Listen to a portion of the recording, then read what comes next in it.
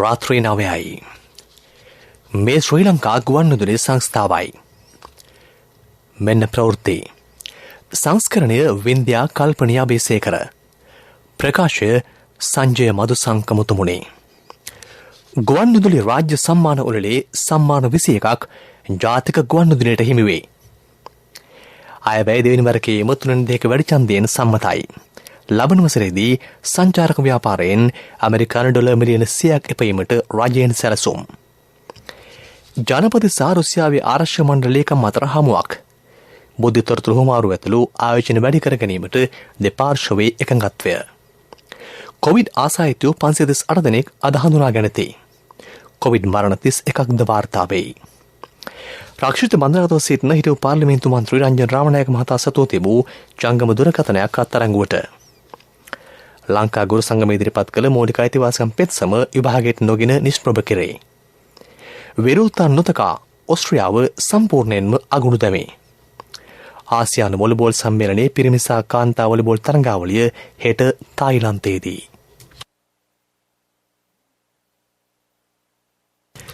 දෙදහස් 21 ගුවන්විදුලි රාජ්‍ය සම්මානවලදී වැඩිම සම්මාන සංඛ්‍යාවක් ශ්‍රී ලංකා ගුවන්විදුලි සංස්ථාවට හිමි වෙයි. භාෂාත්‍රයේ නියෝජනය වන ලෙස එම සම්මාන හිමි විශේෂත්වයකි. සම්මාන ප්‍රදානෝත්සවය කොළඹ බණ්ඩාරනායක අන්තර්ජාතික සම්මන්ත්‍රණ ශාලාවේදී අද පැවැත්වුණේ රාජ්‍ය අමාත්‍ය විදුර වික්‍රමනායක මහතාගේ ප්‍රධානත්වයෙනි. ප්‍රශස්ත ඉංග්‍රීසි සම්මුඛ සාකච්ඡා වැඩසටහන සහ සාකච්ඡා වැඩසටහන වෙනුවෙන් ඉන්දිරා ප්‍රේදර්ශී නවගම මහත්මිය සම්මානයෙන් පිදුම් ලැබුවාය. අඛණ්ඩව සිවුවන වලටත් ප්‍රශස්ත සිංහල ප්‍රවෘත්ති ප්‍රකාශනයේ සම්මානය ඥානේන්ද පෙරේරා මහතා හිමි කරගත්තේය. ප්‍රශස්ත බාහිර විස්තර කතක සහ ප්‍රශස්ත ගුවන්විදුලි සංනිවේදක යන සම්මාන ද්විත්ව හිමි කරගත්තේ ගයාන් කෞශාල් ජයවීර මහතා විසිනි. ඉංග්‍රීසි මාධ්‍යයෙන් බාහිර විස්තර කතක සහ ඉංග්‍රීසි ප්‍රවෘත්ති වාර්තාව යන රාජ්‍ය සම්මාන ද්විත්වය වෙනුවෙන් අංජලි නාට්‍ය මහත්මිය සම්මානයට පාත්‍ර වූවාය. හොඳම සම්මුඛ සාකච්ඡා වැඩසටහන වෙනුවෙන් ආර්.එච්. නිර්මලා කාන්ති සිල්වා මහත්මිය සම්මානයෙන් පිදුම් ලැබුව අතර සාකච්ඡා වැඩසටහන වෙනුවෙන් හිමි රාජ්‍ය සම්මාන දිනාගත්තේ අජිත් වසන්ත ඈපා මහතායි. ආර්.ඩී. හිමානන්ද රාජපක්ෂ මහතා ප්‍රශස්ත සංගීත වැඩසටහන වෙනුවෙන් වන සම්මානයට හිමිකම් කිව්ව අතර ගුවන්විදුලි නාට්‍ය ශිල්පියා ලෙසින් හෙලේරියන් පෙරේරා මහතා රාජ්‍ය සම්මානයෙන් පිදුම් ලැබුවේය. ප්‍රශස්ත ගුවන්විදුලි නාට්‍ය ශිල්පීන් හිමි සම්මානය මෙවර හිමි කරගත්තේ පී.බී. වත්සලා ශ්‍රීපාලි මහත්මියයි. හොඳම ගුවන්විදුලි නාට්‍ය නිෂ්පාදනය වෙනුවෙන් වජිරේන්ද්‍රිය කරුණාසේන මහතා සම්මානයට පාත්‍ර විය. ඉංග්‍රීසි ප්‍රවෘත්ති ප්‍රකාශනයේ හිමි රාජ්‍ය සම්මාන හිමිකම් ගැනීමට සවුන්ති තවුම්මෙනවිය සමත් වූවාය. ප්‍රශස්ත ගුවන්විදුලි දමිළ නාට්‍ය රචකයාරින් සම්මානයෙන් පිදුම් ලැබුවේ ජමාල්ඩීන් වහබ්දීන් මහතායි. ගුවන්විදුලි දමිළ සංනිවේදිකා රාජ්‍ය සම්මානය නාගපෝෂණී කරුපයියා වෙන විහිමි කරගත්තාය. ප්‍රශස්ත දමිළ සාකච්ඡා වැඩසටහන වෙනුවෙන් හිමි සම්මාන දිනා ගැනීමට මොහමුදු අබුබකර් මොහමුදු රමීස් මහතා සමත් වූ අතර ගුවන්විදුලි දමිළ නාට්‍ය ශිල්පිනිය ලෙස මෙවර රාජ්‍ය සම්මානට පාත්‍ර වූයේ කාලිස්ටා ලූකස් මහත්මියයි. ප්‍රශස්ත ගුවන්විදුලි ඉංග්‍රීසි මාධ්‍ය සංවේදිකා සම්මානය ශරීෆා තාහිර් මෙනවිට හිමි වුණි. මෙවර ගුවන්විදුලි රාජ්‍ය සම්මාන උළෙලේදී හොඳම ගුවන්විදුලි ළමා නාට්‍ය ශිල්පියා වෙනුවෙන් තිසරු විශ්වතාරුක වීරකුඩි ශිෂ්‍යයා තේරීපත් වූ අතර හොඳම ගුවන්විදුලි ළමා නාට්‍ය ශිල්පිනිය ලෙසින් තේරීපත් වූයේ ශාමිනී විදර්ශනා මාත්‍රා ශිෂ්‍යාවයි. සම්මාන හිමිය සම්බන්ධව අදහස් දක්වන ගයන් කෞශාල් ජයවීර අංජලි නායක සහ හිමානන්ද රාජපක්ෂ යන මහත්මීන්. මේක තමයි ගුවන්විදුලි මාධ්‍යයක උනත් ඕන මාධ්‍ය ආයතනයක කෙනෙක් අවසානයේ බලාපොරොත්තු වෙන දේ තමන් කරපු දෙයට කැප කරපු දෙයට මහන්සියට මේ විදිහ ඇගීමක් තමයි බලාපොරොත්තු වෙන්නේ. ඉතින් ඒ ඇගීම තමයි වඩා වැදගත් වෙන්නේ. මම ගුවන්විදුලියට ඇවිල්ලා දැන් අවුරුදු 17ක් වෙනවා. මේ කාලාන්තරය තුළ අපි පෝෂණය වෙන්නේ ජාතික ගුවන්විදුලියත් එක්ක. ඒක තමයි අපිට අපේ ජීවිතේ ලැබුණු ලොකුම දේ. මොකද අපි ඇසුරු කරේ නිවැරදි භාෂාව හසුරුවන අය. අපි පෝෂණය වුණේ ඒ අයත් එක්ක. ඒ නිසා ඒ පරම්පරාවෙන් අපිට ලැබුණු දේවල් එක්ක තමයි අපි ඉහළට යන්නේ. ඒ නිසා තමයි ජාතික ගුවන්විදුලි මේ වතාවෙත් වැඩි සම්මාන ප්‍රමාණයක් ලැබෙන්නේ. ඇත්තටම සතුටුයි. මේ වගේ දේවල් දිගින් දිගටම සිදු විය යුතුයි. ඒ තුළ තමයි ඉතා විශිෂ්ට ගණේ සංනිවේදකයන් බිහිවෙන්නේ. ඒ අයට ආත්ම තෘප්තියක් ලැබෙන්නේ. ජාතික ගුවන්විදුලිය තමයි අපට ඇත්තටම රැකවරණය සැපයුවේ අපිව තැනකට ගෙනාවේ. ඉතින් අපි යම්කිසි දෙයක් ලබලා තියෙනවා නම් අපේ අධ්‍යාපනයට අමතරව ඒ හැමදේම අපිට ලැබුණේ ජාතික ගුවන්විදුලියේ. මේ ගුවන්විදුලි භූමිය ඇත්තම කියනවා නම් අපිට ලබා දීපු අවස්ථා, රටේ උසස්ම තැන්වලට යන්න, අපිට අත්දැකීම් ලබා ගන්න, අපිට ලබා දුන්නු අවස්ථා ගැන මම කෘතඥ පූර්වක වෙනවා. ඒ වගේම මගේ මෑණියන්ට දෙවනි කොට මම සලකන්නේ මගේ ජාතික ගුවන්විදුලියට. ඉතින් මම ස්තුතිවන්ත වෙනවා මේ සම්මානය ඇත්තෙම ජාතික ගුවන්විදුලියට හිමි විය යුතු සම්මානයක් විදිහටයි මම සලකන්නේ. සම්මානයක් කියන්නේ නිර්මාණකරුවෙකුට හොඳ ඔක්සිජන් ටැංකියක් වගේ. හරියට ඔක්සිජන් ටැංකියක් බැඳගෙන තවදුරටත් මාධ්‍ය සාගරයේ තවදුරටත් කිමිදෙන්න පුළුවන් හොඳ උත්තේජකයක් තමයි සම්මානයක් කියන්නේ. ඉතින් මෙවරත් මට සම්මානයක් හම්බුණා. පිට හතරවෙනි වතාවට රාජ්‍ය සම්මානයක් ලැබෙන්නේ. ඉතින් ඒක ඉතාමත්ම සතුටුට කාරණයක්. විශේෂයෙන්ම කියනවා නම් ගුවන්විදුලි සංස්ථාව නිසා තමයි මේ සම්මානය අපිට ලැබෙන්නේ. සම්මානය ලැබෙන්න අපි වැඩසටහන් කරන්න ගුවන්විදුලි. ගුවන්විදුලි කියන්නේ ජනතාවගේ දෙයක්. ගුවන්විදුලි සංඛ්‍යාත කියන්නේ ජනතාවටයි දෙයක්. ඒ නිසා ජනතාව වෙනුවෙන් තවදුරටත් වැඩසටහන් කිරීම සඳහා හොඳ උත්තේජයක් තමයි මේ සම්මානය. අයවැය වැඩි ඡන්ද 93කින් සම්මත වෙයි. අයවැය දෙවන වරකයේ මේ ඡන්ද විමසීමේදී පාක්ෂව ඡන්ද 153ක් ලැබිනේ. අයවැයට විරුද්ධව ලැබුණේ ඡන්ද 60කි. ඒ අනුව 3/2ක වැඩි ඡන්දයෙන් අයවැය දෙවන වරකයේ මද පාර්ලිමේන්තුවේදී සම්මත විය. කොවිඩ් වසංගත තත්ත්වය හමුවේ උවද උපාධාරණ 60,000ක් ස්ථිර කරමින් සාමාන්‍ය පෙළ සමත් 55000 රැකියාව ලබා දීමට වත්මන් රජය කටයුතු කළ බව අමාත්‍ය ජොන්ස්ටන් ප්‍රනාන්දු මහතා විවාදයට වෙමින් පැවසිය. එහිදී උසඳහන් කළේ 2014 වසරේදී 7.4ක වර්ධනයක් පෙන්නුම් කළ ආර්ථිකය 2019 වන විට 2.3ක් දක්වා පහත වැටී ඇති බවයි. එලෙස කඩාවැටුණු ආර්ථිකයක් සහිත යාපාලන ආණ්ඩුව වත්මන් රජයට බලය ලබා දුන්නේය. ආර්ථික අර්බුද රැසක් මැදියේ වුද ජනතාවගේ සුවසාධන වෙනුවෙන් වත්මන් රජය කැපවී ක්‍රියා කළ බව හෙතෙම අවධාරණය කළේය. මෙරට නිෂ්පාදන ආර්ථිකය සිටීම සඳහා රජයේ සංවර්ධන ව්‍යාපෘති රැසක් ක්‍රියාත්මක කරයි. මහකන්නේ සඳහා කුමරු හෙක්ටයාර් ලක්ෂ 6මාරක් වගා ගැනීම මේ වන විට ආරම්භ කර ඇති බව කෘෂිකර්ම අමාත්‍ය මහින්දානන්ද අනුත්ගමගේ මහතා පැවසිය. විවාදයට වෙමින් උසඳහන් කළේ ඉදිරි මහකන්නේදී සහල් මෙට්‍රික් ටොන් මිලියන 3කට අධික ප්‍රමාණයක් මෙරට නිෂ්පාදනය කරන බවයි. මේ වසර අවසාන වන විට ඩොලර් මිලියන 12ක අපනයන ආදායම එපීම රජයේ අපේක්ෂාවයි. සංචාරක ව්‍යාපාරය මගින් ලබන වසරේදී ඇමරිකානු ඩොලර් මිලියන 100ක් උපයා ගැනීමට බලාපොරොත්තු වන බව විවාදයට වෙමින් රාජ්‍ය අමාත්‍ය ශිහාන් සියමසිංහ මහතා පැවසිය. අපේ රජයේ බාර අරගෙන කටයුතු කරද්දී අපි ණය ප්‍රමාණයේ ප්‍රතිශතය 88% දක්වා අඩු කරා. එහෙනම් අපිට ඒක කිරීමේ හැකියාව තියෙනවා. අපිට අරමුණක් තියෙනවා. ඒක කරගෙන යන්න පුළුවන් ක්‍රමවේදය සහ දක්ෂතාවය තියෙනවා. මේ පාර්ලිමේන්තුව ආයවැය ලේඛනයේ ඉදිරිපත් කරන අවස්ථාවේ ආණ්ඩුවට රජයට ඒ වගේම ජනතාවට යෝජනාවලියක් දුන්නා නම් ඒක වඩා හොඳයි කියන එක තමයි අපේ ඒ හින්දා අපිට මේ රට නැවත ගොඩනගන්න පුළුවන්. අපි මේ දුෂ්ට විපක්ෂයත් එක්ක කොරෝනා ප්‍රවර්ධනය කරන විපක්ෂයත් එක්ක මරණ සංඛ්‍යාව වැඩි වුණාම සතුටු වෙන විපක්ෂයත් එක්ක බොරු අවලාද නගන විපක්ෂයත් එක්ක මේ කණ්ඩායමත් එක්කම තමයි එදා යුද්ධය අවසන් කරේ. ඒ විදිහටම අපි කොරෝනා තුලින් බැටකාපු ආර්ථිකය ගොඩනගනවා කියන එකත් ප්‍රකාශ කරමු. ආණ්ඩු පක්ෂයටයි විපක්ෂයටයි කියන කාරණාවේදී ජනතාවට සහන ලබා දීලා දෙපැයින් හිට ගන්න ආර්ථිකයක් නැවත ගොඩනගද්දී අපි දේශපාලන වශයෙන් ભેද කරන්න සූදානම් නැහැ. කොවිඩ් ආසාදිතයින් 540 දෙනෙකු අද හඳුනා ගැනීමේ කොවිඩ් මරණ 31ක්ද අද වාර්තා වේ. පොත්ගලන් 376 දෙනෙකු සුවය ලබා ඇති බව සෞඛ්‍ය අමාත්‍ය සඳහන් කරයි. මේ ප්‍රවෘත්ති ශ්‍රී ලංකා ගුවන්විදුලි සංස්ථාවෙන්.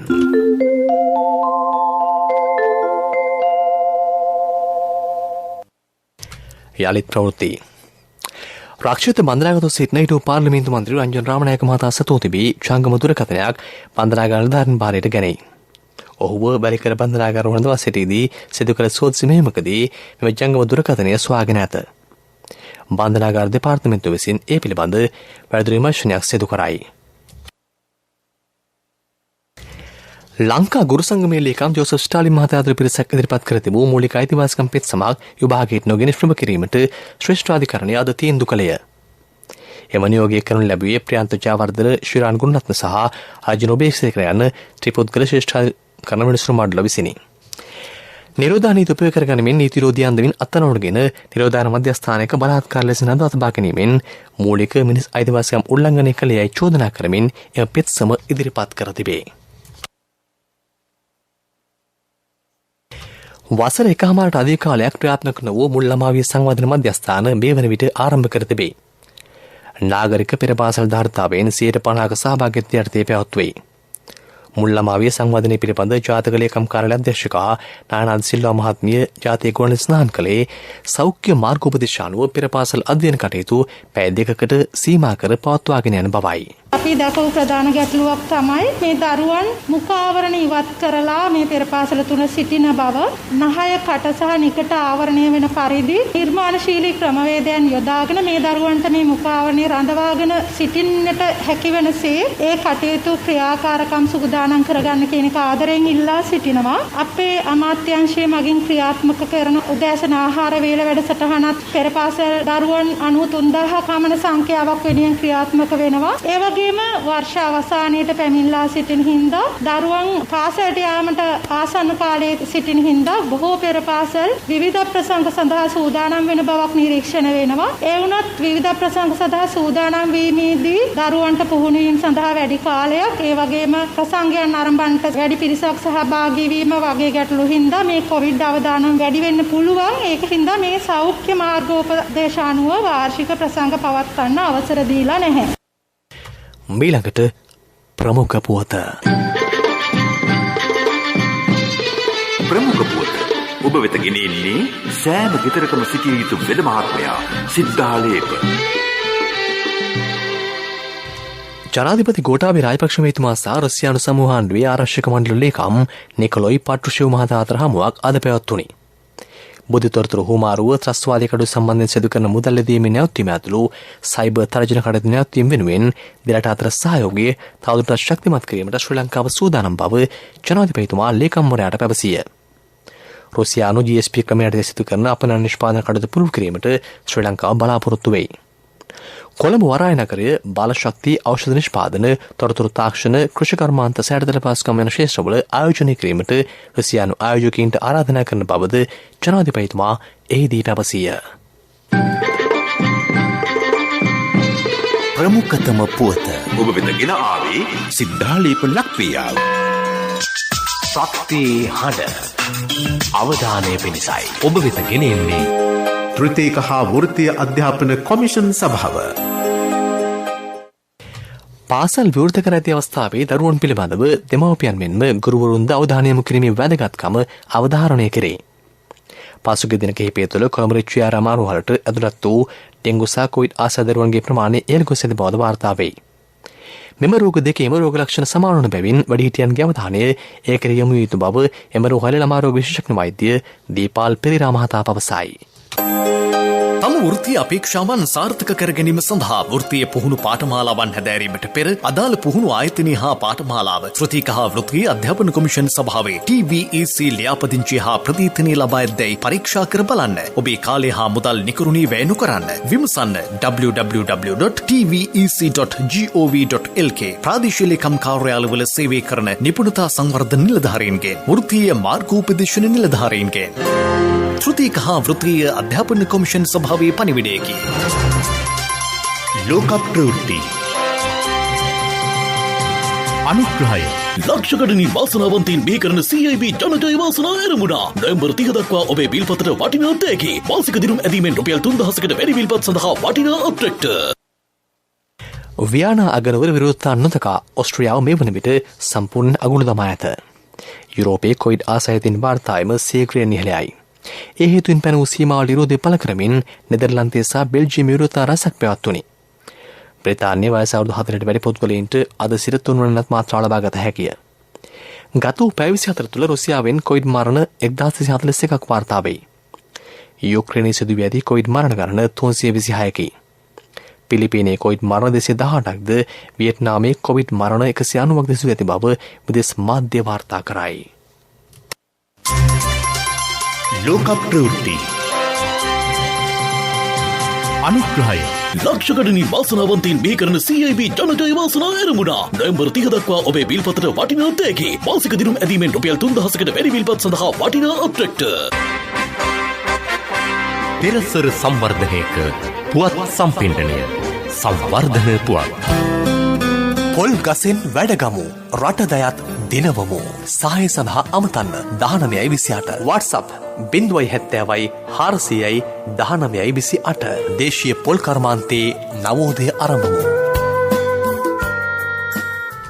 මිහිඳු නිවාන ව්‍යාපෘතියේ හම්බන්තොට ස්ත්‍රීක් වැඩසටහන යටතේ නිවාස 124ක් ඉදි කරයි. එම වැඩසටහන ඊයේ ආරම්භ කෙරුණි. සම්බුද්ධ ශාසනයට දරුවන් පූජා කළ දෙමාපියන් සඳහා නිවාස ඉදි කර දීම එහි අරමුණයි. එහි පළමු අදියර යටතේ දිවයින පුරා නිවාස 2000ක් ඉදි කිරීමට සැලසුම් කර තිබේ. ඊට වෙන් කර ඇති මුදල රුපියල් කෝටි 1200කි. පෙරසර සංවර්ධනයක පුවත් සම්පින්ඩනය සංවර්ධන පුවත්. වත්තපිටියේ ඇති පොල් ගහ කියන්නේ අමතර ආදායම් මාර්ගයකට ඔබට ඇති හොඳම මගක්. පොල් මදෙන්, කට්ටෙන්, ලෙල්ලෙන් පමණක් නොව මුළු පොල් ගහෙන්ම හරියටම ප්‍රයෝජනගෙන ඔබේ අතමිට සරු කරගන්නා අතරම ජාතික ආර්ථිකයේ සයමත් කිරීම සඳහා දායක වීමට දැන් ඔබට අවස්ථාව. ඵලදායීතාව වැඩි කරගන්න, නාස්තිය අවම කරගන්න, උවදුරු වළක්වා ගන්න. පොල් වගාව සරු කර ගැනීම සඳහා අනුගමනය කළ යුතු දේ පිළිබඳව තවත් බොහෝ තාක්ෂණික සහයෝගය ලබා දෙන්න පොල් පර්යේෂණ ආයතනයේ සූදානම්. සහාය සඳහා අමතන්න 1928. WhatsApp 070 400 1928. ක්‍රීඩා පුවත්. ආසියානු වොලිබෝල් සම්මේලනයේ මෙහෙවන ජ්‍යෙෂ්ඨ පිරිමි සහ කාන්තා වොලිබෝල් තරගාවලිය හෙට තායිලන්තයේදී ආරම්භයි. තරගාවලිය 27 වෙනිදා දක්වා පැවැත්වෙයි. තරගාවලියට ප්‍රබල කණ්ඩායම් දෙකක් ඉදිරිපත් කර ඇතැයි ශ්‍රී ලංකා වොලිබෝල් සම්මේලනයේ සභාපති කාංචන ජයරත්න මහතා පවසයි. ව්‍යාපාරික පුවත් ඔබ වෙත ගෙන එන්නේ NSB සල්ලි එහෙන් තෑගි මෙහෙන් ස්වර්ණ ජයන්ති වාසනා ජයග්‍රාහකයා ඔබද. මෙම වසරේදී චීනයේ ස්වර්ණාභරණ කර්මාන්තයේ 14% වර්ධනයක් පෙන්නුම් කරයි. මැණික් අපනයනය මගින් ශ්‍රී ලංකාවට විදේශීන් විදේශීන් උපයාගත හැකිය. මෙරට මැණික් සඳහා විදේශීය වෙළඳපොලේ වැඩි ඉල්ලුමක් පවතී. ව්‍යාපාරික පුවත් ඔබ වෙත ගෙන ආවේ NSB සල්ලි එහෙන් තෑගි මෙහෙන් ස්වර්ණ ජයන්ති වාසනා ජයග්‍රාහකයා ඔබද. NSB ස්වර්ණ ජයන්තිය වෙනුවෙන් සුපිරි ජයග්‍රාහකයාට රන් පවුන් 50ක්, දෙවැනි ජයග්‍රාහකින් 10 දෙනාට ස්කූටර්, දෙවැනි ජයග්‍රාහකින් 10 දෙනාට iPhone, සිව්වැනි ජයග්‍රාහකින් 29 දෙනාට මවුන්ටන් බයික් 2021 ඔක්තෝබර් 1 වෙනිදා සිට 2022 සැප්තැම්බර් 30 දක්වා NSB U Trust හා අවමය මාසිකව ඇමරිකානු ඩොලර් 100ක් හෝ ඊට සමාන ඕනෑම විදේශ මුදලක් මාස 6ක් නොකඩවා එවන්න. ආර්ථික පුවත් ආවරණය ඔබේ ඕනම අවශ්‍යතාවයකට සුදුසු මූල්‍ය විසඳුම් දෙන එන අය දියුණු වෙන අය එන LOLC සමූහය එන්න දියුණු වෙන්න. රුසියාවේ මොස්කව් සිට කොළඹ බණ්ඩාරනායක ජාත්‍යන්තර ගුවන්තොටුපළ දක්වා ගුවන් ගමන් ආරම්භ කරයි. මොස්කව් සිට මගින් 240 රැගත් ගුවන් යානයක් අද පෙරහුරුවේ කටුනායක බණ්ඩාරනායක ගුවන්තොටුපළට පැමිණිය. එම ගුවන් ගමන් මෙරට සංචාර ව්‍යාපාරයේ ප්‍රගමනයට විශාල දායකත්වයක් සපයයි.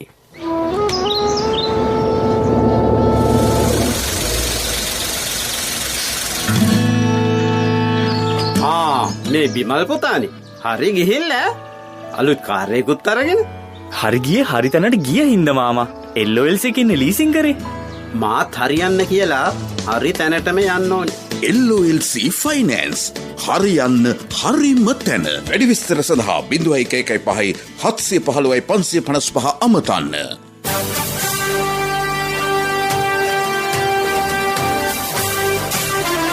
කාලගුණ වාර්තාව ඔබ වෙත ගෙන එන්නේ ඩයලොග් සහ අධ්‍යාපන අමාත්‍යාංශය එක්ව හඳුන්වා දෙන නැනස මොබයිල් ඇප් එක මගින් එක ශ්‍රේණියේ සිට අපොස උසස් පෙළ දක්වා සෙසුන්ට ඔන්ලයින් ඉගෙන ගන්න අවස්ථාවක්. විෂය නිර්දේශය තුළ ඇතුළත් සියලුම පාඩම් සිංහල, දෙමළ සහ ඉංග්‍රීසි භාෂා ත්‍රිත්වයෙන්ම වීඩියෝ පාඩම්ද සහිතයි. දැන් ඔබේ දරුවාට ඔබේ මොබයිල් එකෙන් සබ්ස්ක්‍රිප්ෂන් ගාස්තු නැතිව පහසුවෙන් ඉගෙනුම් කටයුතු වල නිරත වීමට අදම Google Play Store, App Store, Huawei Store හෝ Windows හරහා නැනස මොබයිල් ඇප් එක ඩවුන්ලෝඩ් කරගන්න. ඩයලොග් අනාගතය ආදායි.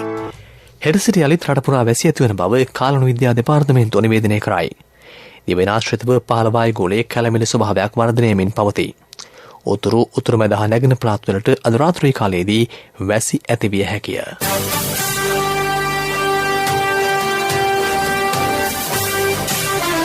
කාලගුණ වාර්තාව ඔබ වෙත ගෙන ආවේ ඩයලොග් සහ අධ්‍යාපන අමාත්‍යාංශය එක්ව හඳුන්වා දෙන නැනස මොබයිල් ඇප් එක මගින් එක ශ්‍රේණියේ සිට අපොස උසස් පෙළ දක්වා සෙසුන්ට ඔන්ලයින් ඉගෙන ගන්න අවස්ථාවක්. විෂය නිර්දේශය තුළ ඇතුළත් සියලුම පාඩම් සිංහල, දෙමළ සහ ඉංග්‍රීසි භාෂා ත්‍රිත්වයෙන්ම වීඩියෝ පාඩම්ද සහිතයි. දැන් ඔබේ දරුවාට ඔබේ මොබයිල් එකෙන් සබ්ස්ක්‍රිප්ෂන් ගාස්තු නැතිව පහසුවෙන් ඉගෙනුම් කටයුතු වල නිරත වීමට අදම Google Play Store, App Store, Huawei Store හෝ Windows හරහා නැනස මොබයිල් ඇප් එක ඩවුන්ලෝඩ් කරගන්න. ඩයලොග් අනාගතය ආදායි. රාත්‍රී ප්‍රවෘත්ති අවසන් කිරීමට යාලේ සිරස්තල ගුවන්විදුලි රාජ්‍ය සම්මානවලේ සම්මාන 21ක් ජාතික ගුවන්විදුලියට හිමි වේ. අයවැය දෙවන වරකයේම 3.2 වැඩි ඡන්දයෙන් සම්මතයි. ලබන වසරේදී සංචාරක ව්‍යාපාරයෙන් ඇමරිකානු ඩොලර් මිලියන 100ක් කැපීමට රජයෙන් සැලසුම්. ජනපද සහ රුසියාවේ ආරක්ෂක මණ්ඩල ලේකම් අතර හමුවක්.